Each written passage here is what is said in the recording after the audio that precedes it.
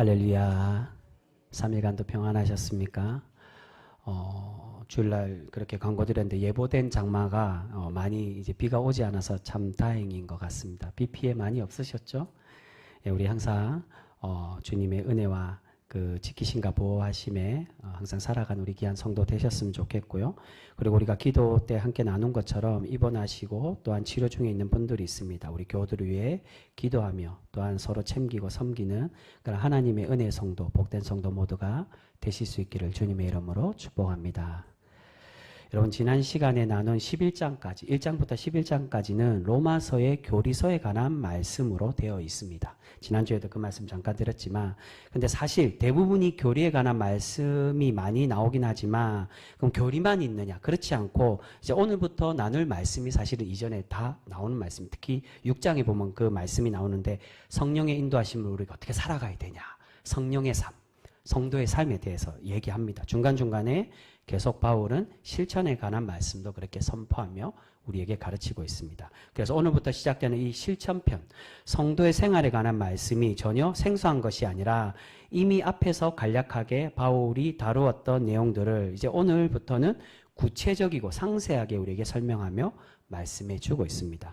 그 중에서 오늘 12장은 그렇게 그리스도에 관한 복음, 그리스도를 통한 복음, 구원의 교리를 배우고 깨달은 성도들이 이제 앞으로 어떻게 살아가야 되는지, 예배와 교회 생활에서 어떠한 모습이 우리에게 필요한지를 가르치는 말씀이 바로 오늘 12장의 말씀입니다. 우리 그 말씀, 우리 먼저 1절 말씀 우리 같이 읽겠습니다. 1절 말씀 같이 읽겠습니다. 시작. 그러므로 형제들아, 내가 하나님의 모든 자비하심으로 너희를 권하노니 너희 몸을 하나님이 기뻐하시는 거룩한 산 제물로 드리라. 이는 너희가 드릴 영적 예배니라. 아멘.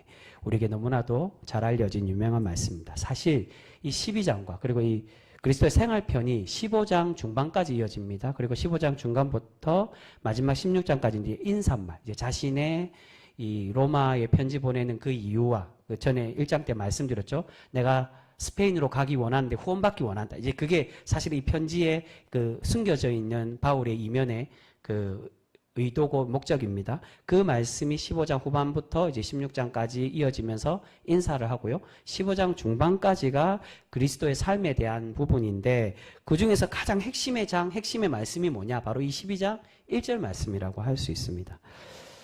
1절 말씀에 보면 그래서 이전에 교리에 관한 말씀을 마무리하며 이제 11장을 마무리하면 어떻게 시작합니까? 그러므로, 그러니까 이전에 있던 것에 끝냈는데 이제 그러므로 우리가 이제 어떻게 살아야 되냐, 우리가 앞으로 살아야 될 신앙의 생활에 대해서 이제 이어서 말씀합니다. 그래서 그러므로 다음에 형제들아, 내가 하나님의 모든 자비하심으로 너희를 권하노니, 이 말씀은 11장까지의 내용을 함축해서 하는, 자비가 무엇일까요? 하나님께서 주신 모든 자비가 뭐냐?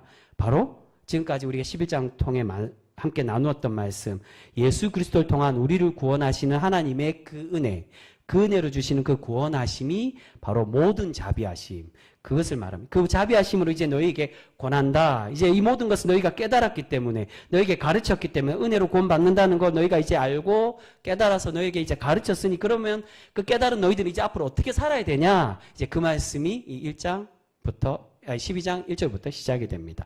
그 권함은 뭐냐? 우리의 몸을 하나님께서 기뻐하는 거룩한 산 제물로 드리라고 말씀합니다. 여러분, 간혹 많은 신앙인들이 하나님의 은혜로, 그 은혜를 믿음으로 구원받았기에 모든 것이 끝났다라고 생각하는 사람들이 많습니다. 제가 로마서를 통해 계속 그 말씀 드렸습니다. 이 생각이 오래전부터 내려오던 보수 기독교인들의 그러한 생각이었습니다. 그런데 그러한 가르침과 생각은 성경을 제대로 아는 것이냐? 그렇지 않고 일부만, 11장만 보고 로마서를 다른 것과 같은 겁니다. 일부만 아는 거지 로마서 전체를, 정말 사도 바울이 모든 다른 서신에도 마찬가지지만 모든 것에, 모든 서신과 이 로마서를 진정으로 가르치고자 했던 그 모든 말씀 우리가 다 깨닫고 아는 것이냐? 그렇지가 않다는. 그렇다면 우리가 그 교리를 깨달았다면 어떻게 살아가야 되냐? 그것에 대한 설명이 이제 신앙의 삶, 성령이 이끄시는 삶에 대해서 사도 바울이 이어서 성령에 대한 말씀이 이제 뒤에 중반에 보면 잠깐 나옵니다. 우리 본문에는 성령이란 말 없지만 원어에서 숨어 있습니다. 이제 성령으로 이끌어가는 삶에 대해서 말씀합니다. 여러분, 하나님께서 자비하심을 주시는 구원의 은혜는 결코 마법, 지팡이가 아닙니다. 은혜를 받았기 때문에 그 은혜를 믿었기 때문에 구원받으면 끝나냐 이제 다 이루었느냐 주님이 십자가에서 내가 다 이루었다라고 말한 것처럼 우리가 은혜만 받았기 때문에 그걸 믿었기 때문에 다 이루어서 이제 천국 가고 아무런 우리가 이 세상에 어떻게 살아도 신천지와 또는 이단들처럼 그렇게 살아도 다 소용없느냐 그게 아니라는 거. 마법 지팡이가 결코 아니라 그럼 그 은혜가 과연 뭐냐. 주님께서 주시는 은혜는 우리의 삶을 하나님께서 기뻐하시는 삶으로 살아가도록 다스리고 인도하는 능력이 바로 하나님의 은혜라는 겁니다. 은혜 받음으로 끝난 게 아니라 그 은혜로 통해 우리가 어떻게 되냐. 하나님의 그 은혜로 우리가 가만히 있을 수 없어서 그 은혜가 우리 속에 작용해서 하나님의 성령의 삶, 하나님의 참된 성도의 삶으로 이끌어가고 그렇게 만들어가도록 우리에게 능력 주시는 게 하나님의 은혜라. 그래서 우리가 1장에도 그렇게 나누었던 거죠. 1장 16절에 어떤 말씀이 나옵니까? 그리스도의 복음은 주님 예수님을 통한 그 복음은 구원을 주시는 하나님의 능력이 된다라고 말씀하고 있습니다. 왜 복음이 능력이 되냐? 그 복음이 결국 자비하심과 은혜죠. 그 은혜가 되는 이유가 우리가 성령의 삶으로 살아가도록 이끌어. 이게 이전에 성령에 대해서 말씀한 대로 말씀드린 겁니다. 내가 공고한 사람이라고. 사도 바울도 내가 비참한 사람인데 왜 비참하냐? 나도 선하게 살고 싶은데 내 속에 죄성이 나를 선하게 못 살도록 그렇게 자꾸 죄된 사람으로 만들어가는데 그러면 내가 어떻게 살아요? 무엇으로 내가 하나님의 거룩한 삶을 살아갈 수 있냐? 성령님이 나에게 찾아오시고 내주하시고 주인이 되셔서 그분께 맡기고 살아갈 때 그분이 나를 진정으로 그 은혜로 그 능력으로 살아가도록 내가 내어 맡기고 주님과 함께 살아갈 때 거룩한 성도의 삶으로 살아갈 수 있다는 그것을 이전에부터 얘기하고 또한 12장부터 쭉 이야기하고 있는 것입니다. 여러분 사도 바울이 그러한 삶을 바로 살았던 사람입니다. 사도 바울이 어떻게 살았습니까? 주님을 다메섹 도상에서 만나서 그 은혜와 사랑. 이전에는 예수님을 믿던 사람을 죽이던 그렇게 잔인한 사람이 내가 잘못 살았구나. 주님의 은혜가 이렇게 큰데 이제 내가 어떻게 살아야 될까? 주체하지 못해서 목숨을 걸고 내일이 없이 살았던 사람이 바로 사도 바울입니다. 내일 내가 죽어도.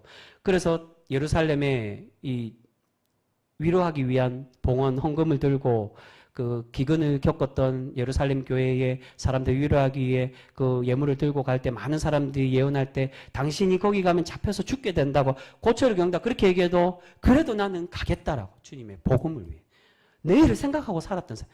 열정이 너무 대단했기 때문에 우리가 그렇게 꼭 바울처럼 불나방처럼 불에 뛰어들게끔 그렇게 살아야 되는데 그걸 말씀하는 게 아니라 주님의 사랑에 우리가 감동되어 가만히 있는 게 아니라 가만히 머물러 있는 게 아니라 그 복음을 증거하고 복음을 전하는 삶으로 살아가야 됨을 말씀하고 있습니다. 여러분 이것이 바로 은혜 받은 사람의 모습이라고 할 수 있습니다. 은혜 받고 구원받으며 감사한 마음만 갖고 있으면 그게 끝나는 것이냐? 그게 아니라 성도의 삶, 성도의 신앙생활이 그런 모습이 결코 아니라 그 사랑을 행하고 전하는 것이 그렇게 성령님이 이끌어가는 대로 살아가는 것이 참된 신앙인의 삶임을 우리에게 말씀하고 있습니다. 그 말씀이 1절에 말해요. 어떻게 살아야 되냐? 그럼 참된 예배가 신앙생활이 뭐냐? 그걸 말합니다. 그런데 오늘 사도 바울은 그러한 성령님이 이끌어가는 예배자의 삶이 무엇인지를 말씀하는데 그게 은혜로 구원받았다면 이제 바른 예배자로 온전하고 합당한 예배가 되기 위해서 우리의 몸을 거룩한 산 제물로 드려야 된다라고 말씀합니다. 근데 원래 이 제사의 제물은 우리가 잘 알고 있는 대로 계속 이 창세기의 말씀과 이 말씀드릴 때 그렇게 이야기를 드려요. 원래는 내가 죽어야 되지만 내가 죽지 않고 제물을 죽는 거라고. 그게 이 유월절과도 이어지고 예수님의 어린 양의 보혈의 피와도 다 이어지고 우리가 죽어야 되는데 우리 대신에 구약에서는 제물을 바친 거고 그 제물이 온전하지 않으니까 예수님이 자신의 히브리서의 말씀을 단번에 들이심으로 우리가 이제 성소로 나아갈 담대함을 얻었다라고 이렇게 말씀하는 겁니다. 주님이 영원한 대제사장이시며 완전한 제물이 되셨기 때문에 그러니까 원래 우리가 피 흘림을 해야 되는데 피 흘림으로 제사를 드려야 되는데 근데 사도 바울은 이제 그런 구식의 구약의 그런 중심 없는 진실하지 못 계속 그 율법에 대한 이야기를 했죠. 그런 예배가 아니라 이게 어떻게 보면은 마음의 할례와도 같은 겁니다. 마음으로 드려야 된다는 겁니다. 바울은 이제 그런 예배가 아니라 우리의 몸을 산 제물로 드려야 됨을 말씀합니다. 근데 이 산 제물로 드리라는 건 우리의 몸은 산채로 드리라. 뭐 그런 의미도 분명히 있지만 근데 이제 우리를 죽여서 드리는 게 아니라 살아있는 채로 살아서 드리라는 즉 우리의 삶과 우리의 모든 전인기 우리의 몸과 마음을 온전히 하나님께 드리며 살아가라고. 그래서 산 제물, 살아있는 제물, 살아서 드리는 제물, 우리의 삶을, 너희 몸을. 그래서 산 제물로 너희를 드리라는 게 너희 몸을 드리라고. 그러니까 그 몸을 드리라는 건 삶과 인격과 우리의 중심과 모든 것을 드리며 살아가는 예배자가 되라고 말씀합니다. 그런데 이전에 많은 이들이 이 말씀을 가지고 오해하는 그러한 신앙인들이 가끔 종종 있는 것을 보게 됩니다. 저도 사실은 그런 실수를 범했던 사람이고요. 우리 주위에도 여전히 그런 생각을 하는 분들인데, 이제 내가 삶의 예배를 드리고 삶을 예배자로 살아가기 때문에 기존의 예배 형식의 예배는 중요하지 않다, 그렇게 생각하는 분들이, 오해하는 분들이 없지 않고 간혹 분명히 있습니다. 여러분, 우리의 몸을 살아있는 예배, 나의 모든 삶을 드리라는 것은 기존의 예배를 버려도 된다, 그러한 뜻으로 말씀하는 게 결코 아닙니다. 저도 그랬지만 많은 이들이 예배 자리는 소홀히 하면서 삶에서 드린다고 하는 그러한 사람들 중에 과연 그들의 삶이 바른 예배자의 삶으로 온전히 살아가느냐? 그렇지 못한 경우가 훨씬 더 많이 있다. 왜냐하면 기본의 자리를 못 지키니까 삶에서도 제대로 못 지킨다는 겁니다. 삶의 예배라는 것은 일주일의 삶에서 살아가면서 평소에 찬양하고 개인적으로 우리가 뭐 아침이나 저녁에 큐티하면서 기도하고 단순히 선행하는 거, 그걸 말하는 게 아니라, 그러한 것도 포함되겠지만 그것이 궁극적인 게 아니라 우리의 예배 자리에서부터 모든 삶이 하나님과 어떻게 해야 된다고요? 하나님과 동행하고 하나님과 함께 살아가고 하나님과 모든 시간에서 교제하는 삶을 사는 것이 하나님께 드리는 삶의 예배임을 사도 바울은 말씀합니다. 그것이 이미 이전에 11장까지 쭉 다 깔려 있습니다. 그냥 단순히 삶에서, 우리가 삶에서 찬양만 드리면 돼, 기도만 하면 돼, 선행만 하면 돼라고 말하면은 무엇과 같은 겁니까? 유대인들이 드렸던 율법의 외형적인 가식적인 중심은 없이, 진짜 하나님의 순종은 없이 하나님께 내 모든 걸 드리는 참된 영적인 제사에 하나님이 진짜 받기 원하시는 중심의 제사는 없이 가식적으로 드리는 그러한 율법적인 것과 다를 바가 없는 겁니다. 하나님이 진정으로 받기 원하는 예배라는 거, 내 몸을 드리고 내 삶을 드리라는 거, 예배 자리에서부터 우리의 삶 전체가 하나님의 삶에 살아갈 때 찬양을 못 드릴 수 있습니다. 사람들이 있기 때문에. 기도 못 할 수도 있어요. 중요한 건 날마다 주님을 기억하고 주님과 함께 살아가며 주님과 동행하며, 내가 이 자리에서는 범죄하지 않아야지, 내가 주님의 구별된 백성이니까 항상 주님을 생각하고 주님과 함께 나를 이끌어가는 삶을 살아가는 것, 그것을 말한다는 겁니다. 여러분, 기존의 예배 자리를 소홀히 하는 사람이 삶에서 진정으로 과연 예배를 드릴 수 있을까요? 그럴 가능성이 거의 없다. 그런 분도 있겠지만 그럴 가능성이 없다. 왜냐하면 기본적인, 가장 기본의 자리에서도 못 드리는데 어떻게 삶에서 하나님께 정성을 다해 드릴 수 있겠습니까? 그런 분들이 삶이 더 엉망인 경우들이, 저도 그랬고요. 또한 주위에도 많이 봤습니다. 저도 신학교 초년 때, 신학생 때, 전도사 처음 때, 이제 내가 삶의 예배를 깨달았기 때문에 삶의 예배로 살아가면 돼. 그렇게 내 삶이 정말로 거룩하게 살아갔느냐? 그렇지 못할 때도 정말 많이 있었다. 그때 저도 내가 내 자신을 너무 믿었구나, 자부했구나, 나도 그렇지 못한 자. 바울이 공고한 자라고 얘기한 것처럼 내가 할 수 있다고 해서 되는 게 아니라 성령님과 함께 살아가려고 노력하고 몸부림칠 때 가능한 거지, 내가 완전하게 삶의 예배 자리도 지키지 못하고 삶에서도 제대로 살아가지 못하는데 예배자의 삶으로 제대로 살아가느냐? 그렇지가 못하는 겁니다. 바울은 이렇게 우리의 모든 시간과 모든 삶을 하나님과 함께 살아가고 하나님과 교제하는 삶의 예배, 몸을 드리는 예배가 합당한 예배가 된다라고 말씀합니다. 근데 여기서 이 1절 끝에 영적 예배라고 말하는 건 사실 이 원래 뜻은 영적인 게 아니라, 그래서 관주에 나오죠. 합당한 예배, 다른 말로는 합리적인 또는 이성적인 예배라고 이렇게 얘기합니다. 그러니까 쉽게 말하면 어떤 예배입니까? 온전한 예배라는 겁니다.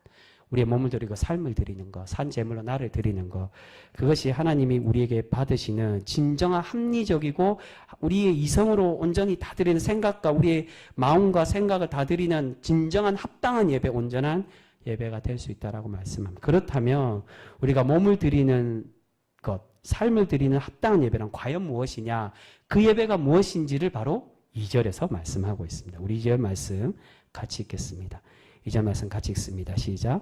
너희는 이 세대를 본받지 말고 오직 마음을 새롭게 함으로 변화를 받아 하나님의 선하고 기뻐하시고 온전하신 뜻이 무엇인지 분별하도록 하라. 아멘. 2절 말씀에는 크게 두 가지로 말씀합니다. 하나는 세대를 본받지 말고, 그리고 마음을 새롭게 하여 변화를 받으라고 말씀합니다. 여러분 몇 번 말씀드렸지만 신앙인들 중에 세상 사람들과 구별되어서 살아가는 것을 불편해하고 답답해하는 사람들이 있어요. 손해보는 것 같다는 겁니다. 신앙인으로서 하나님의 복도 누리고 싶지만 또한 마찬가지로 세상 사람들이 저렇게 즐겁게 살아가는데 그 세상의 즐거움 또한 똑같이 누리고 싶어하는 그러한 마음들, 그러한 유혹들 많이 가지고 있다는 겁니다. 근데 사실 우리만 그런 게 아니라 누가 그랬습니까? 성경에 나오는 이 가나안에 처음 들어간 이스라엘 백성들도 그랬다는 거예요. 하나님이 그들과 구별돼 살아가라고 말하는데 저들의 우상을 섬기고 농사가 잘 되는 거 바알을 신을 섬겨서 농사 잘 되는 것 같고 우리도 저 신을 섬기면 잘 되는 거 아니야? 그렇게 유혹받고 그들의 풍조, 그들의 삶들을 따라가고 싶었던 마음들이 있었다는 겁니다. 이스라엘 백성들의 예는 제가 그 말씀드린 출애굽의 과정은 우리 신앙인의 구원의 과정을 말하는 거라고. 그러니까 가나안에 들어가서 유혹받는 건 결국 현대를 살아가는 우리 신앙인들의 유혹에 대한 겁니다. 사도 바울은 바로 그러한 이 세대의 모습, 이 세번역에는 풍조라고 말합니다. 세상의 풍조를 따라가지 말라라고. 그들에게 유혹받아도 즐거워 보여도 구별돼야 된다고. 그게 아까워 보여도 저게 즐거워 보여도 내가 그들을 따라가지 않고 신앙인으로만 구별돼서 살아가는 게 답답해 보이고 내가 이렇게 나를 옥죄이면서 십자가의 그 고난의 길 따라가는 거 불편한데 라고 느껴도 그게 하나님의 우리가 나중에 주님을 만나서 재림할 그때에 예비해 놓으신 천국의 백성을 구별된 하나님의 상급에 예비된 삶이라고 우리에게 말씀해 주고 있다. 영원한 삶을 우리가 살아갈 건데 영혼은 영원 불멸이라고 이야기하면 영혼은 소멸되지 않는다라고 하면 그 영원히 살아가는데 하나님 나라에서 그 잠시 잠깐의 이 땅에서 그 몇십 년 살아가는 것에 유혹받아가 그들에게 쫓아가서 하나님의 구별된 백성으로 그렇게 기쁨 누리는 살아가지 못한 삶을 살아가는 게 나으냐? 그들과 잠시 불편하지만 그들을 거부하고 불편하지만 세상을 따라가지 않고 풍조를 따라가지 않고 불편하지만 하나님의 영원한 나라에서 주님의 기쁨을 누리는 살아감이 더 중요하냐? 후자가 더 중요하다. 바울은 바로 그것을 이야기합니다. 지금 바울은 로마 교회의 성도들에게 편지를 보내고 있습니다. 왜 이 말씀을 편지로 보내냐? 당시에 로마의 사회가 그랬다는 겁니다. 로마는 권력의 중심지였고 경제와 모든 것을 주도하는 나라였습니다. 당시에 로마에는 그래서 이 영화나 이 드라마에 보면 로마를 다루는 드라마에 보면 향락과 부패와 이 타락의 모습이 찌들었던 도시와 나라가 로마라고 그렇게 얘기합니다. 그 많은 부패한 나라에 사도 바울이 권면하고 그들의 풍조를 타락하며 따라가지 말라고. 바울은 그러한 세상의 풍조를 버리라고 말씀하고 있어요. 그런데 당시에도 그렇지만 지금의 신앙인들도 신앙 때문에 이러한 세상의 즐거움을 포기하는 것을 아까워하고 고민하는 사람들이 많이 있습니다. 바울은 바로 그러한 고민을 내려놓고 복음과 주님의 은혜로 구별되라고 말씀하고 있습니다. 그 구별됨에 대한 게 이 두 번째 권면이고 요청입니다. 마음을 새롭게 함으로 변화를 받으라고. 여러분 마음을 새롭게 하고 변화를 받으라 우리 계속 나누었죠. 즉 무엇에 대한 겁니까? 성령님을 통하여 거듭나는 삶. 내 스스로 거듭날 수 없다. 사도 바울도 나도 그랬다고. 내가 알고 있는데 우리 모두 다 성도라 하나님의 성도로 부름받았기에 신앙생활하기 다 알고 있는 사실은 거룩하게 살아야 돼. 알고 있는데 왜 안 되냐? 내 속에 죄성이 있기 때문에 목사이든 누구든 우리 속에 우리 중심에 나도 어쩔 수 없는 그런 죄성 때문에 유혹받고 넘어지게 된다. 그렇기 때문에 우리가 어떻게 거룩함으로 살아갈 수 있느냐? 성령님이 주인 되심으로 인정하고 받아들이고 내가 주님 안에 거하고 주님이 내 안에 거하여서 변화되는 거듭남 삶으로 살아갈 때 가능하죠. 사도 바울은 바로 우리가 거룩한 하나님의 우리의 삶들 속에 삶의 예배, 거룩한 예배로 살아갈 수 있는 모습이 이게 앞에 그 예의 말씀과 이어지는 겁니다. 삶은 엉망인데 실제로는 엉망인데 내가 삶에서 거룩하게 내가 삶의 예배자로 살아가고 있다고 그러지 말라는 겁니다. 삶에서도 세상과 구별되고 하나님이 거듭난 삶으로 살아가라는 겁니다. 1절에서처럼 우리가 그렇게 은혜를 받고 구원의 백성이 되었다면 이제 성령님이 이끄시는 대로 거듭난 성도의 삶을 살아가는 것임을 우리에게 말씀합니다. 이것이 하나님 보시기에 그래서 후반에 말씀하죠. 하나님 보시기에 선하고 기뻐하는 모습임을 우리에게 권면하며 말씀하고 있어요. 그렇다면 본받지 말고 새롭게 되어야 할 우리의 삶의 모습이 무엇이냐? 이게 전체적인 큰 두 가지 이 주제에 관한 단락이고요.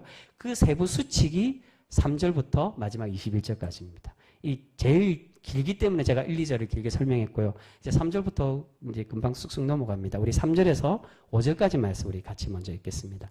3절에서 5절까지 말씀 우리 같이 읽겠습니다. 시작. 내게 주신 은혜로 말미암아 너희 각 사람에게 말하노니 마땅히 생각할 그 이상의 생각을 품지 말고 오직 하나님께서 각 사람에게 나누어 주신 믿음의 분량대로 지혜롭게 생각하라. 우리가 한 몸에 많은 지체를 가졌으나 모든 지체가 같은 기능을 가진 것이 아니니 이와 같이 우리 많은 사람이 그리스도 안에서 한 몸이 되어 서로 지체가 되었느니라. 아멘. 사도 바울이 갑자기 왜 지체에 대한 말씀합니까? 이게 고린도전서 12장 말씀과 같은 의미로 얘기합니다. 그래서 6절부터 어떤 내용이 나옵니까? 은사에 대한 내용. 한 몸에 주는 하나님의 여러 가지 각자의 은사. 그래서 3절이 그 말씀을 하는 겁니다. 이 말씀이 이어지는 말씀처럼 우리에게 맡기신 은사대로 교회를 섬기라고 권하는 그런 이제 교회의 성도의 삶에서 우리가 섬김의 자리, 헌신의 자리에 대해 말하는데 3절이 믿음의 분량. 그러니까 마땅히 생각할 그 이상을 품지 말고 오직 하나님께서 각 사람에게 나누어 주신 믿음의 분량대로. 그 믿음의 분량이 크고 작냐 뭐 그걸 얘기하는 게 아니라 그 양을 말하는 게 아니라 하나님께서 각자에게 맡기신 그 은사대로 그 역할에 맞게 섬기라고 우리에게 권면합니다. 우리가 이제 은혜로 값없이 구원을 받았다며 하나님께 삶을 온전히 드리는 예배자로서 하나님께서 부르신 그 사명대로 교회의 각자의 자리에서 가르침이나 또 말씀을 전하고 또한 섬기고 사랑을 실천하는 것에 그것에 막 누가 이 말씀하는 게 누가 높고나 더 거룩하다. 그러니까 교회에서도 가끔 보면 뭐 우리 교회는 그래도 다행히 그러지 않아서 참 감사하지만 실제로 그런 교회도 꽤 있습니다. 청소하는 봉사자는 하찮은 일을 하는 거고 교회 예배 자리에서 이 예배부에 섬기고 하는 건 거룩한 일은 그런 게 아니라는 겁니다. 이 은사에 대한 얘기는 어떤 자리든 각자가 잘하는 것에 맡겨서 그 은사대로 달란트대로 맡기신 것이기에 각자 분량대로 열심히 하면 하나님 기뻐하신다. 그게 삶의 우리 예배자로서 드려야 될 우리의 신앙인의 모습이다. 그걸 얘기하는 겁니다. 그리고 이어서 공동체의 삶, 교회 안에서의 삶에 대해서 이어서 말씀하는데 그게 9절에서 21절까지 쭉 이어서 말씀합니다. 우리 먼저 9절과 13절까지 말씀, 9절에서 13절까지 말씀 우리 함께 읽겠습니다. 9절에서 13절 같이 읽습니다. 시작. 사랑에는 거짓이 없나니 악을 미워하고 선에 속하라. 형제를 사랑하여 서로 우애하고 존경하기를 서로 먼저 하며 부지런하여 게으르지 말고 열심을 품고 주를 섬기라. 소망 중에 즐거워하며 환난 중에 참으며 기도에 항상 힘쓰며 성도들의 쓸 것을 공급하며 손 대접하기를 힘쓰라. 아멘. 이런 9절에서 13절 말씀이 교회의 신앙인의 공동체의 삶에 대해서 말씀하는데 9절에서 13절까지가 함축하면 무슨 말입니까? 율법의 완성, 하나님 사랑과 이웃 사랑에 대해서 얘기합니다. 네, 여러분 제가 이 말씀으로 함께 나누면서 그러한 이야기를 하고 싶었는데 요즘 교회를 보면 자꾸 일반적인 한국교회 사회에 인위적인 사랑과 섬김을 요구하고 생각하는 그러한 신앙인들이 갖고 있는 것을 보게 됩니다. 교회 이름으로 모이고 성도가 함께 식사하면 선한 모임이고 영적인 예배 자리냐? 그렇지가 않을 때도 분명히 있다는 거예요. 교회 이름으로 모이고 그렇게 해도 그 자리가 선하고 거룩하냐? 그렇지가 않을 수도 있다는 거예요. 우리가 만약 신앙인의 이름으로 모이고 교회 이름으로 모여도 그곳에서 비록 교회 조직으로 전도회로 또는 이 선교회로 그렇게 모여도 그곳에서 남을 헐뜯고 불법을 행하고 불법에 행하는 대한 것을 논의하고 불의한 마음으로 함께 모이는 것이란 그것이 진정한 교회의 섬김과 신앙의 자리, 이웃을 사랑하고 지체를 사랑하는 그런 모습이라고 할 수가 있을까요? 그렇지가 않다. 성경에서도 그러한 교회의 모습을 예를 들어서 사도 바울도 얘기합니다. 고린도 교회에 어떠한 일이 있었습니까? 성찬과 애찬의 모습. 많은 가진 사람들이 일을 안 해도 되고 일찍 오니까 다 먹어치워서 힘들게 노동하여 늦게 온 사람들이 먹을 것이 없어서 그것에 힘들어하고 불평하니까 이럴 바에 하지 말라고. 결국 그래서 애찬이 없어집니다. 초대 교회에 성찬만 남아있고 하나님의 거룩한 예식만 남아있고 애찬이 그 모습이 거룩한. 그래서 사도 바울이 얘기하면 이게 주님의 성찬에 몸을 나눈 그 모습이냐? 그렇지가 않다는 겁니다. 주님께서 이웃을 사랑을 강조하신 것은 그러한 모습을 우리가 단순히 교회 이름으로 모이면 된다 그걸 말하는 게 아닙니다. 그저 사람의 관계로 만나고 모이고 개인적인 모임으로 서로 위로하고 섬기라는 게 아니라 신앙 안에서. 그래서 제가 새벽기도 읽고 말씀드렸지만 우리가 하나님의 거룩한 진정한 뭐 일반 사람들도 사랑할 수 있습니다. 근데 그 사랑과 주님이 말씀하는 사랑이 다른 거는 하나님을 사랑하는 그 마음으로 이웃과 지체를 사랑해야 됩니다. 신앙 안에서 하나님의 마음으로 서로 섬기고 사랑해야 되는 줄 믿습니다. 그래서 11절과 12절이 어떤 내용입니까? 하나님의 사랑에 대한 겁니다. 열심을 품고 주를 섬기라. 여기서 열심이 아까 말씀드린 성령을 얘기합니다. 원어상에 이 열심이 성령으로 인한 열정으로 주님을 품고 섬기라고. 원어상에 그렇게 되어 있습니다. 주님을 섬기는 것에 내 힘으로 할 수 있는 게 아니라 성령이 이끌어 가시고 그 주님이 주신 열정으로 그렇게 살아가라고 말씀합니다. 그리고 12절에 기도에 힘쓰기를 그렇게 담보하는데, 여러분 이 기도도 내가 소원들을 이루기 위해 응답받고 필요를 채우기 위한 기도가 아니라 하나님을 사랑하는 성도의 기도, 바로 주님과 함께 살고 주님과 동행하는 그 교제의 기도로 드리기를 사도 바울이 우리에게 얘기하고 있습니다. 여러분 믿지 않는 사람들도 충분히 알고 있는 신앙의 자리, 신앙의 본질에 대해서 다 알고 있는데 실제로 신앙생활하고 교회 들어오면 그것을 망각하는 분들이 굉장히, 교회 나오는 목적이 내 소원을 이루고 내 기도로 들어주셔서 내가 많은 걸 누리는, 믿지 않는 사람 중에도 조금만 지식이 있고 학식이 있는 사람이 왜 신앙생활해야 되냐, 왜 하나님의 선한 사랑에 그걸 구원받아야 되냐, 구원받기 위한 목적이 아니라 내가 뭔가 소원을 이뤄서 위함이 아니라 하나님의 그 은혜에 감사하는 마음으로 신앙생활하고 하나님과 만나고 교제하는 거지, 그 기도로 내 목적을 이루고 부를 누리고 잘되기 위해서, 그게 신앙생활 참된 모습이야. 믿지 않는 사람들도 아는데 문제는 믿는 사람들이 자꾸 이것을 망각하고 그것만을 위해서 신앙생활을 한다. 그렇게 기도하면 절대 안 된다. 그걸 말하는 게 아니라 궁극적인 목적. 그래서 주님이 산상수훈에서 어떻게 말씀합니까? 조금 전에 읽은 9절과 13절의 말씀이 예수님의 산상수훈에 다 들어가 있는 말씀. 무엇에 대해서 기도하라고 말씀합니까? 산상수훈에 무엇을 입을까 먹을까 마실까 위해 기도하지 말고 하나님 다 아신다고, 다 채워주신다고, 필요한 거 다 알고 계시다고. 그러니까 기도하지 마라, 그게 아니라 중요한 건 너희는 먼저 그의 나라와 그의 의를 위하여, 하나님의 나라와 공동체를 위해, 이웃을 위해, 지체를 위해 기도하라고 말씀하고 있습니다. 여러분 우리가 그렇게 주님과 함께 바르게 관계를 갖고 주님의 사랑으로 지체를 사랑할 때 하나님의 거룩한 모임, 바른 신앙생활이 되어질 줄 믿습니다. 그리고 이어서 사도 바울은 교만에 대해서 우리에게 권면합니다. 사실 이 교만에 대한 건 후반부에 유일하게만 나옵니다. 우리 유일하게 나와서 이 말씀을 함께 나누었으면 16절 말씀입니다. 16절 말씀 우리 같이 읽습니다. 시작. 서로 마음을 같이하며 높은 데 마음을 두지 말고 도리어 낮은 데 처하며 스스로 지혜 있는 채 하지 말라. 아멘. 앞뒤에서는 사도 바울이 계속 사랑과 섬김, 하나님을 사랑하고 이웃을 사랑하고 원수까지 사랑해라. 이게 그 15절 이후에 쭉 계속 그 말씀, 16절부터 쭉 계속 그 말씀, 15절부터죠. 그 말씀이 계속 나오죠. 이웃 사랑과 원수 사랑이 나오다가 16절의 중간에 갑자기 교만함에 대한 이야기를 합니다. 이 말씀은 너희가 서로 마음을 같이하며 한 마음을 품으라, 한 마음이 되고 교만하지 말아야 됨을 우리에게 말씀합니다.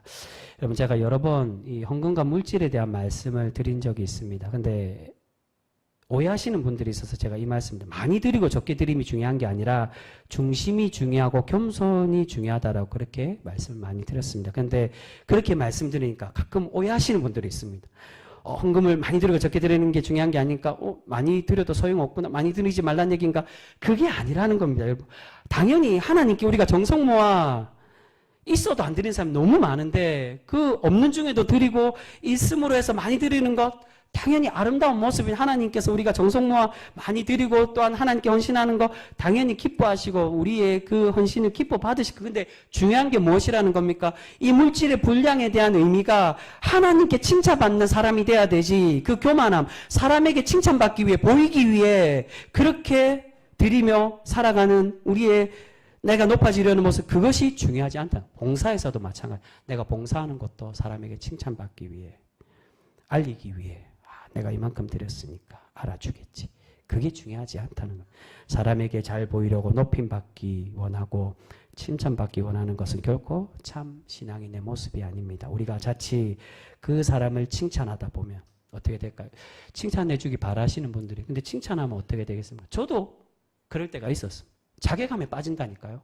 드리지 못하는 사람. 안 그렇겠습니까? 여러분 그 사람들 상처받아도 될까요? 드리는 사람보다 드리지 못한 사람이 훨씬 더 많은데 내가 드리니까 내가 기뻐서 드리니까 내 마음이지라고 생각해서 되는 게 아니란 이게 공동체의 선한 그리스도의 삶이 아니라는 겁니다. 드릴 수 있습니다. 드려야 되고 하나님 기뻐하시면 그런데 드릴 때 어떻게 드려야 되냐? 사람에게 알리고 나를 자랑하고 그게 아니라 교만함으로 드리는 게 아니라 겸손히 드려야 된다는 거예요. 오늘 말씀의 핵심은 사실은 겸손에 대한 그 겸손이 뭐냐? 제가 전에 그 말씀을 기독교의 겸손은 가만히 있는 게 아니라 그래서 거룩한 산 제물로 제사를 가만히 있는 게 아니라 하나님의 기뻐 받으신 성경적인 겸손은 능동적인 겸손. 죄를 짓지 않고 가만히 사랑하지 않고 가만히 있는 게 오늘 결국 본문의 말씀에는 사랑하지 않는 게 죄라고 말씀하고 있는 겁니다. 너희가 이웃을 사랑하지 않고 원수도 사랑하지 않고 용서하지 않고 그렇게 가만히 있는 거 내가 죄를 안 지었으니까 더 큰 악을 행하지 않으니까 그것이 죄 짓지 않는 거다 하나님 기뻐하시면 그게 아니라 선을 행하지 않는 그런 능동적인 겸손이 없는 모습 그게 죄임을 우리에게 말씀하고 있습니다. 우리가 사도 바울이 교만하지 않기를 바라고 우리가 낮아지기를 바라는 것처럼 우리가 주님의 참된 말씀으로 온전히 그렇게 섬기고 살아가 주님께 칭찬받는 성도 모두가 되실 수 있기를 소망합니다. 우리 마지막으로 끝의 말씀 우리 함께 읽었으면 좋겠습니다. 마지막 말씀이 이제 사랑에 대한 사랑의 결정, 악에 대해서 우리는 어떻게 대처해야 되냐. 우리가 이 말씀이 조금 필요할 것 같아서 제가 이 말씀까지 준비해 19절에서 21절까지 말씀 우리 끝에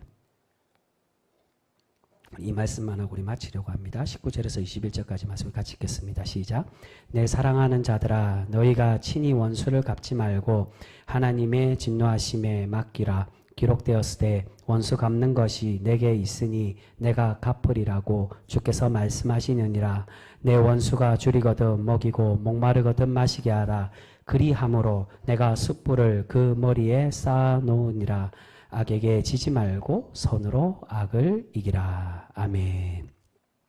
여러분 19절과 20절 말씀은 사실 이게 사적 복수에 관한 말씀입니다. 당시에는 이게 구약에 자주 말씀드린 눈에는 눈, 이에는 이 이게 제가 갑자기 그 말이 기억이 안 나는데 당한 만큼 갚아준다. 이제 사적 복수에 대한 게 있어요. 근데 원래 하나님이 이 눈에는 눈, 이에는 이에 대한 말씀의 뜻은 그러한 의미가 아니라 과하게 징벌하지 마라, 복복하지 마라 그걸 얘기했는데 유대인들과 사람들이 또한 이게 흔히 근동사회에 통했던 법칙이기 때문에 사람들이 사적 복수로 내가 당했으니까 갚아줘야지. 근데 갚아줄 때 더한 복수로 내가 이만큼 당했으니까 넌 더 당해야 돼. 그러니까 사적 복수를 하는 경우들이 많이 그것에 대한 말씀입니다. 19절에 어떻게 말씀합니까? 너희가 갚지 말고 원수 갚으려고 하지 말고 하나님께서 갚아준다는 거예요. 근데 문제는 이 19절 때문에 꼭 이 말씀 때문에 그런 건 아니지만 교회 성도들이 많이 오해를 그러면 교회의 잘못을 저지르고 실수한 사람들 책망하지 말고 교회가 아무 말 하지 말고 하나님 갚아줄 때까지 기도만 가만히 있어야 되냐? 그런 말씀이 아니에요. 20절에 그래서 이 말씀을 하는 겁니다.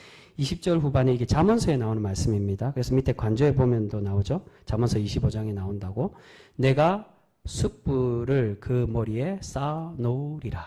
이 말씀이 무슨 뜻이냐면 그에게 이 죄가 있음을 스스로 그 머리에 숯불이 얹어서 머리에 숯불을 얹으면 어떻게 될까? 뜨거워진 마음과 우리 생각이 뜨거워지도록 부끄러워지도록 그렇게 만들어. 그 어떻게 만들어야 되냐? 20절 초반에 내가 원래는 부끄럽게 만들게 책망해서 만들어야 되는데 사도 바울은 그게 아니라고 이 잠언서에도 그렇게 말씀합니다. 잠언서 25장 21절 22절이 이 말씀이 20절 쭉 나오는데 내가 원수가 줄이거든 먹이고 목마르거든 마시게 하여서 자비를 베풀어서 도리어 그 죄인들에게 가만히 놔두라는 게 아닙니다. 죄를 깨닫게는 분명히 해야 되는데 책망하고 질책하고 그거보다는 더 선으로 그러니까 이들이 그냥 단순히 사랑을 행하라 그게 아니라 너가 죄를 지었으니 너 죄인 만큼 네가 받아야 될 거 자비로 베풀겠다. 그걸 깨닫게 해라는 거.